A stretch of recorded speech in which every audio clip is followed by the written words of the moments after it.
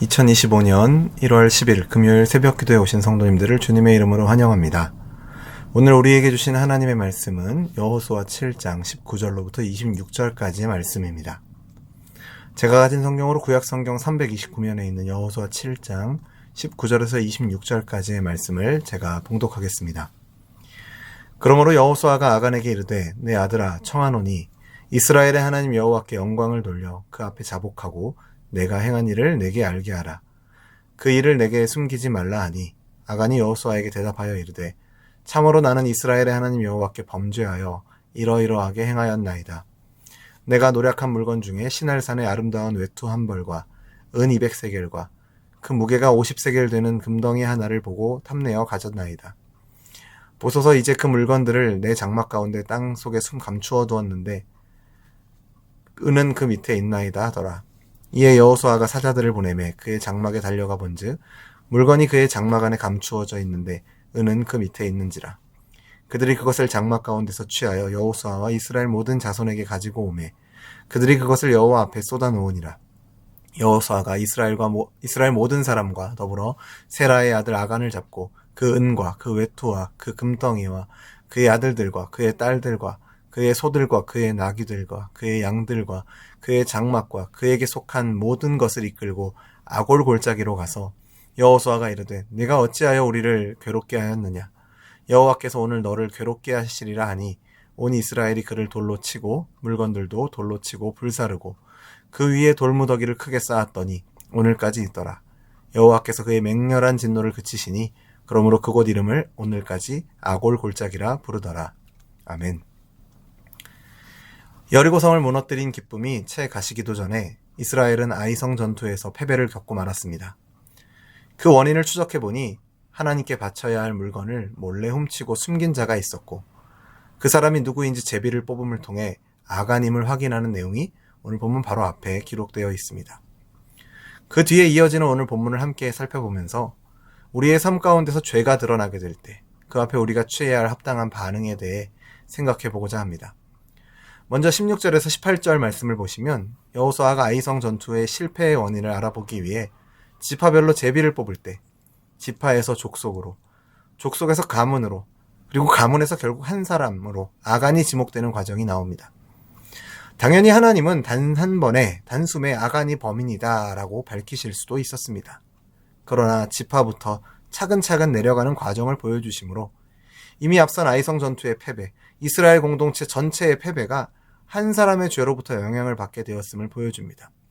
동시에 반대로 죄의 영향은 공동체 전체에 미쳤으나 궁극적으로 그 죄의 책임은 개인이 진다라는 사실을 또한 말해주고 있습니다. 19절에서 여호수아는 아간에게 이스라엘의 하나님 여호와께 영광을 돌려 내가 행한 일을 숨기지 말고 고하라고 명합니다. 여호와께 영광을 돌려 자복하라고 한 것은 하나님의 영광과 위엄을 인정한다면 숨기지 말라는 의미로 이해할 수 있습니다.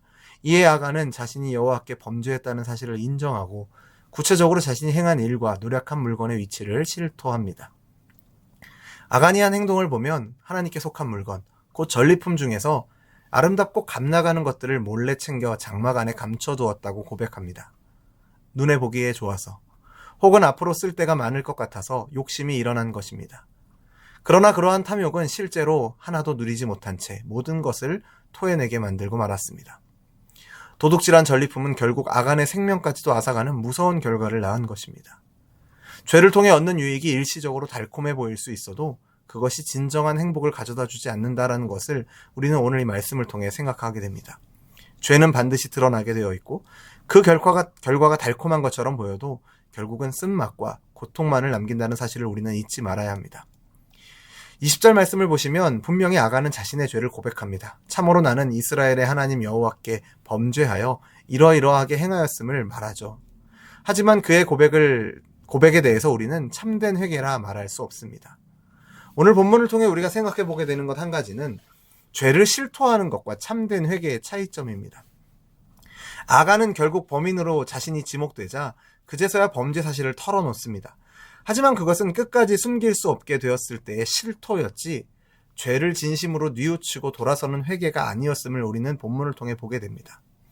우리도 때때로 죄가 발각되면 잘못했다라고 말하는 경우가 있죠. 그러나 그 고백이 과연 마음으로부터 비롯된 회개인지 아니면 더 이상 숨길 수 없어서 하는 단순 자백인지를 우리는 돌아보아야 합니다. 진정한 회개는 벌이 두려워서 하는 것이 아니라 죄 자체를 미워하며 하나님 앞에 엎드리는 결단에서 나오는 것입니다.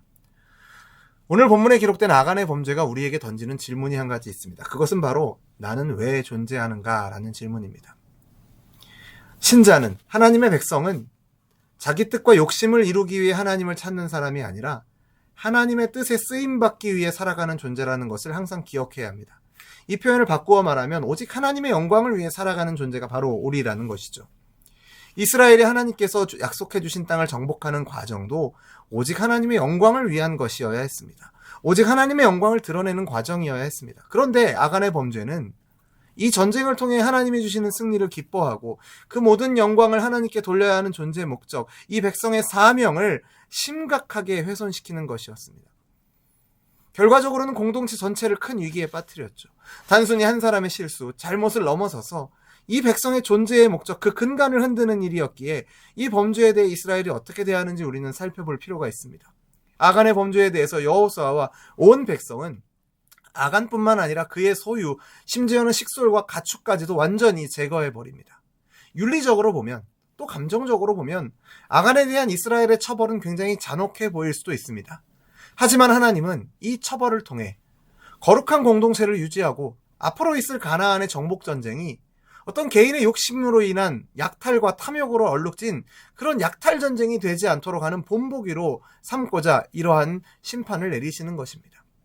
눈앞에 이익과 탐욕을 쫓아 하나님과의 영광, 하나님과의 약속을 저버린 아간의 모습은 세상의 수많은 유혹을 대하며 살아가는 오늘날 우리에게 돈, 명예, 쾌락 등에 홀려 하나님을 떠나지 말아야 할 것을 환기시켜 주고 있습니다.